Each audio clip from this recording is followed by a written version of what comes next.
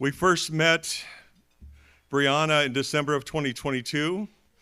Like many of our mothers, we worked with, Bree was in a very volatile state at that time for the first couple of sessions, while her coach was building her up with empowerment, with true support. Other forces were working against her. Her friends, boyfriend, the world were working against her. And those voices can be pretty loud. So before I go any further, I should like to ask Brianna to come join me and say a few words. Is she here? Oh, Brianna. Here she comes.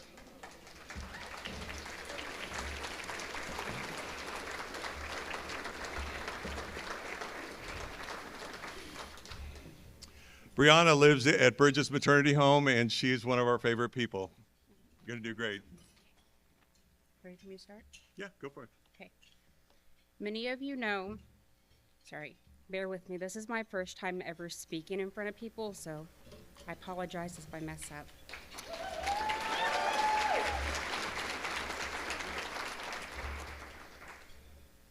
Many of you may recognize or recall parts of my... Get closer to the mic. Yeah, I don't want to be too loud. No, we want you to be loud. Many of you may recognize or recall parts of my journey because a few years ago, Jane Dalton read my story at this banquet because I was called into work and could not be here to speak. So I'm going to give you a recap of my story and an update of where I am today. I continued to return to the Pregnancy Resource Center for several weeks after finding out I was pregnant. I would have ultrasounds and coaching. I would leave there encouraged, supported, and confident in my decision to parent my baby. My friends, family, and boyfriend were telling me something different.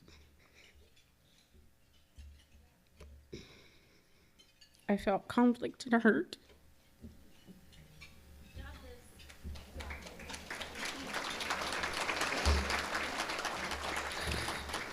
They have plenty of time.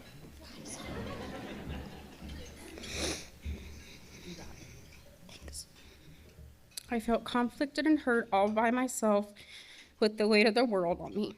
I started down the spiral of real depression. I couldn't cope. Saturday, January 14th, I scheduled an appointment with Planned Parenthood and made a trip to Illinois. At Planned Parenthood, I was told the price for an abortion pill would be $495, but they lowered it to $200. I had an ultrasound which showed I was 10 weeks and 1 day. I met with 2 women that explained the abortion process. When I told them I was still undecided of my decision, they gave me the pill and moved me to a room to wait and think. I was there for 3 hours trying to decide what to do. Alone and scared, I called my mom. She told me to make sure I was positive on my decision and I would not regret it. In that moment, I just needed to hear it would be okay and I could do this, that I could be a good mom. I was taking too long to make my decision. The nurse came into the room with the doctor. The doctor told me that if I was unsure and needed more time, I could come back next week. But at this point, next week I would be too far along and I would have to have a surgical abortion. They were closing for the day. I had to make a decision. This time was running out. I took the pill. As I drove home, at first I felt relief, but as I got out of Illinois, it hit me. All I could think about was that I would never hold my baby. I was a wreck. I cried and cried. As I tried to keep my car on the road, I pulled over and cried some more. By the time I got home, I was exhausted, broken, and alone. My mind was racing. I cried all night. I had made a mistake. I had such regret, I didn't know how to move forward. Pam, one of the life coaches at PRC, had given me her business card and said I could call her anytime. I was hoping she could help me with the abortion pill reversal that I had heard of. I continued to cry throughout the night. I couldn't wait any longer. Sunday morning at 5:30 a.m., I sent Pam a text that said I had made a mistake and hoped she could help me. Pam had called me immediately and talked with me about the abortion. She made some calls to start the reversal process. I met with Pam and Jane at the PRC Sunday morning. I was given the protocol to start the reversal. They spent several hours with me, talking with me, listening to me. For the first time in weeks, I felt hope. I continued going to the PRC for weekly ultrasound, encouragement, and support. It's okay. I started this journey filled with confusion, doubt, and uncertainty, but choosing the abortion pill reversal turned it all around. Replacing fear with overwhelming love and joy and certainty, I had made the right choice. On August 4th, 2023, Mallory Lane had made her perfect entrance into our lives.